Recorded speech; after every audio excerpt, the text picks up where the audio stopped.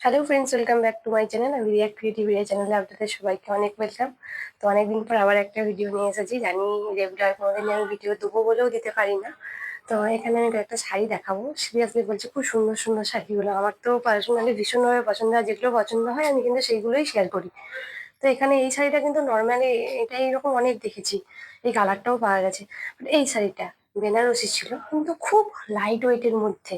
খুব একটা যে হেভি ওয়েট ছিল তা না, বাট কালারটা কিন্তু অসাধারণ ডুয়েল টোনের কাজ ছিল। এগুলো কিন্তু সবকটাই আমাকে কিন্তু ব্লাউজের পিস বানাতে দিয়েছিল। আমি আর ফলস পার্ট ছিল, আমি ব্লাউজের পিসগুলো কেটে সাইডে রেখে আমি কিন্তু ফলস পার্টগুলো অ্যাটাচ করবো, তার আগে আমি একটা শেয়ার করে নিচ্ছি। আর শো স্টপার হচ্ছে বেনারসির মধ্যে এটা, হোয়াইটের উপর গ্রিনের কাজ। জানি না কার শাড়ি এটা, আমি মানে যে শাড়িটা পরবে সে কিরকম দেখতে আমি জানি না, বাট শাড়িটা কিন্তু অসাধারণ। আর কিন্তু ওয়েট ছিল প্রচুর, ভীষণভাবে হেভি ওয়েট ছিল এটার। বাট শাড়িটার কালার কম্বিনেশন এখানে ক্যামেরায় অতটা ভালো বোঝা যাচ্ছে না, সবুজ গ্রিন কালারটা, সবুজের কালারটা অতটা বোঝা যাচ্ছে না, সাদা সাদা মতো আসছে। তো খুব সুন্দর ছিল। আর এরপর আসছে একটা ব্রাইডাল লেহেঙ্গা। লেহেঙ্গাটাও ছিল প্রচুর হেভি ওয়েটের। হ্যাঁ, যার লেহেঙ্গা সে কিন্তু খুব একটা যে হেলদি তা না, বাট লেহেঙ্গাটা ছিল খুব হেভি ওয়েটের। ডিজাইনটা সত্যি খুব সুন্দর ছিল।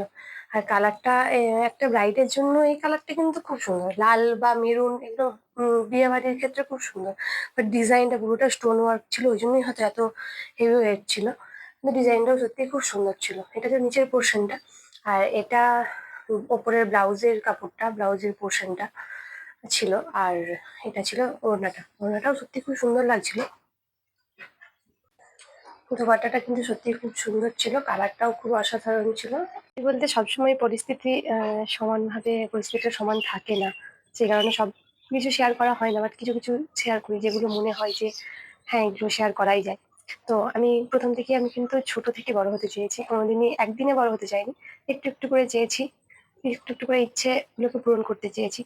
তো পূরণ করেওছি হয়তো একটু একটু করে, কিছু কিছু করে। তো সেটা আমি দেখাই। হাজারো ইচ্ছের মাঝে আমার ইচ্ছে ছিল এই যে আমার যে মেশিনটা আছে সেলাইয়ের, তো এই সেলাই মেশিনটা আমি ইলেকট্রিক করে নেওয়ার। তো অনেকবার অনেক রকম ভাবে ডিসিশন নেওয়ার পরও কিন্তু আমার ক্যান্সেল হয়ে গেছিল। আমি নিতে পারিনি।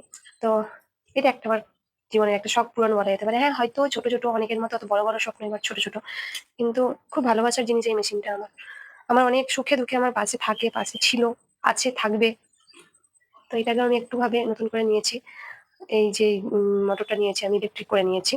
আরেকটা হলো এটা, এই ইন্টারলক মেশিনটা কিন্তু আমি অনেকদিন থেকে চেষ্টা করেছিলাম নেওয়ার।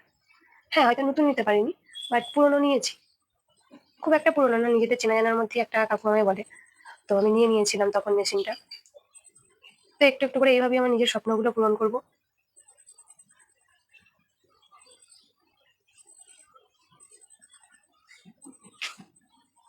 তো এইভাবেই ছোট ছোট স্বপ্নগুলোকে পূরণ করবো। একদিন আমি বড় হতে কোনোদিনই চাইনি।